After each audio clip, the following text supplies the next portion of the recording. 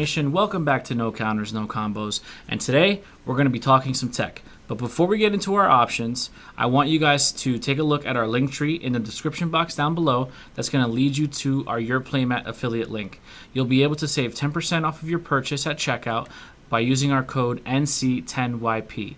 I did a video a couple days ago on the channel reviewing their playmats and sleeves, and I know you guys will be happy with their quality on what they're putting out. So if you're into the customs, feel free to use our coupon code. It does help the channel. So let's get into the tech for today. Set 14 is officially out, and it hasn't really had quite an impact as of yet with the meta. But a couple interesting choices that have come out, in my opinion, are the new counters that they all share the same permanent of they cannot be negated in any area, right? So if we look at Dragon Ball Super as a card game right now, there aren't many counter options. We have Swift Retaliation Cooler, we have our Secret Rare Majin Buu, and I believe that might be it. There's a Vegeta that activates itself at counter timing, but it doesn't necessarily counter any negates that your opponent is playing. So the reason I want to talk about these cards today is because I think they're pretty good. They all have their standalone effects. As you can see here on the screen, we have Watchman's Strike, which is a 1-drop yellow negate. Basically, you negate the attack, and you get to choose 2 of your opponent's battle cards and switch them to rest mode. I believe cost up to 1 or less. You have Teamwork of Universe 7, which is going to choose up to 2 of your opponent's battle cards at equal cost of less than 1, or up to 1. That's going to minus them by 10k. You have your Blue Negate, which is going to be able to restand one of your energies. And you have your Green Negate, which is basically just going to remove one of the tokens from the game. So there's a lot of tokens that are coming out in set 14, especially with the Majin Buu archetype, but there have been decks in the past that have revolved around heavily token strategies, like the Android 21 deck, for example. But not so much the interaction with the tokens, but the permanent of not being able to be countered in any area, or not being able to shut off the skill in any area. Why I think that's interesting is because what that shows me is Bandai might be considering printing more counter in the future. So if we look at the meta and how it's transitioned over the years, we all remember the days of Mira, Champa, Battering Laser. You're talking about a 3 energy combo that essentially won you the game if your opponent was at 2 life. There was no way you could stop this combo because you have the bad ring to stop your opponent's last line of defense, and you're going to give Mira a double strike, and it's going to be infinitely large due to all of the cards in your warp, right? So we all remember those days. Bandai smartly got rid of Battering Laser, but we still have counters in the game. Now, you could technically still do Mira, Champa, counter. It's going to cost you 5 energy, but still, 5 energy for a game ender is not very expensive. Swift Retaliation Cooler is a very good card. I thought it was a card that should have been hit on the ban list, in my opinion, but it wasn't. So yellow strategies right now can get to 5 energy, and as long as your opponent's at 2, you can just essentially win the game. Now, there are some things that you have to be aware of. There's a lot more cards in the pool right now that can affect battle cards coming into play.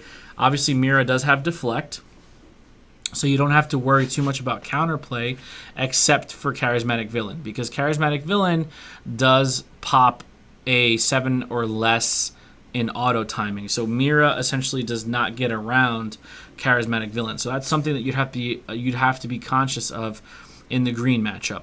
But the reason I like these counters that can't be negated is because it guarantees you that safety net. It guarantees you that defense. Now, I don't think these counters are going to replace the ones that currently exist in the game. Obviously, Dimension Magic, Flying Nimbus, a lot of the body counters that are floodgates like Topo, Mechanical Repose, Robotic Repose for Mecha Frieza, stuff like that is still going to dominate. It's still going to be heavily played. It's still going to be heavily represented. In a best of 3, is it safe to side some of these cards? Sure. But we won't really be able to get a good sample size unless they start to make more counter. And the reason I wanted to pick these cards as an interesting tech option is because I think it's important for you guys, or us, together as a community. I think it's important to start testing them now to see how they kind of fit in with the very limited pool of counter that we have. Obviously, against yellow decks, you're going to heavily favor these type of counters because Swift Retaliation Cooler is at least a 1 or 2 of in most yellow decks. So if there's strong interactions in the game now, with the lack of counters that we have, it's only going to get better in the future when Bandai decides to print more counters. And I don't think that counter is a bad thing to have as long as it's handled properly. Swift Retaliation Cooler, to me, is a perfect example of how not to handle a counter. Whereas the secret rare that we got is a perfect example on how to handle counters. It's like a tongue twister. The reason Swift Retaliation Cooler to me is a bad representation of how the mechanics should work is because there's multiple chances for you to play it in your deck. It's not limited to one.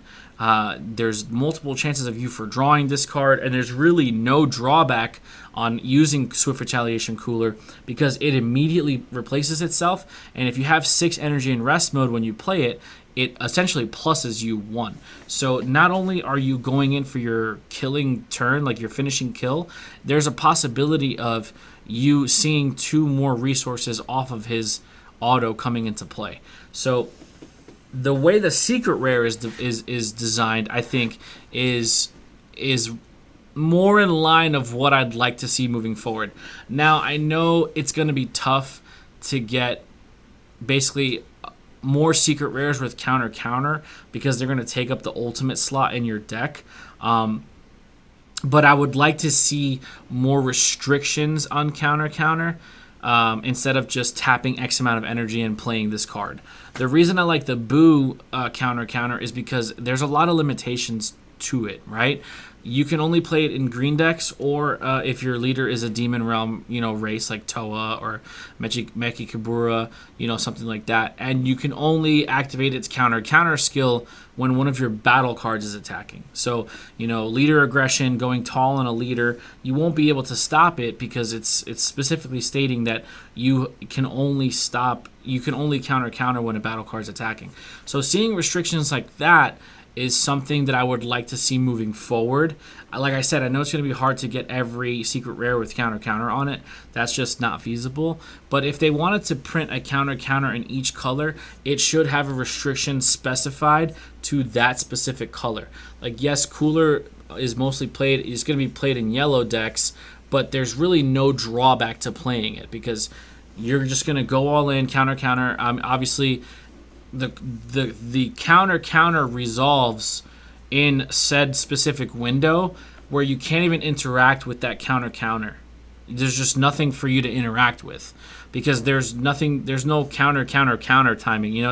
There's no way for you to stop that Cooler because his ability of stopping your opponent's negate happens in counter window. So even like God Sealing or Merciless Barrage or Charismatic Villain will not be able to interact with them during that window. Yes, you'll be able to interact with it when it's played and during the auto timing, but the actual negating of your opponent's defensive card cannot be stopped. So I'd like to see more counter because I feel like it will add another strategic element to the game, but it has to be handled properly.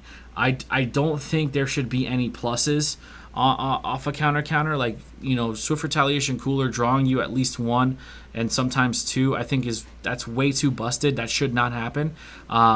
It should be a blowout card. It should be if you're able to activate your counter, that's it. Like that should, if you've drawn it or if you have it, that's pretty much it. There should be no coming back from that.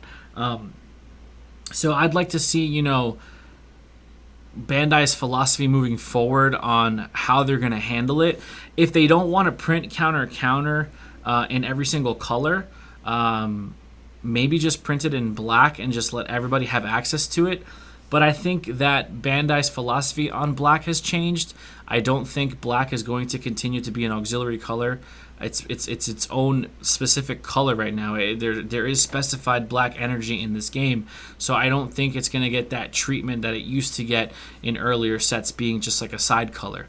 So it's going to be interesting to see what happens moving forward, but there's not a big card pool to test these negates, because only so many counter exist. So seeing a permanent like that on an extra card leads me to believe that down the road, it doesn't have to be soon. I'm not talking, this block. I'm not talking set, 14 or 15 or 16 or whatnot.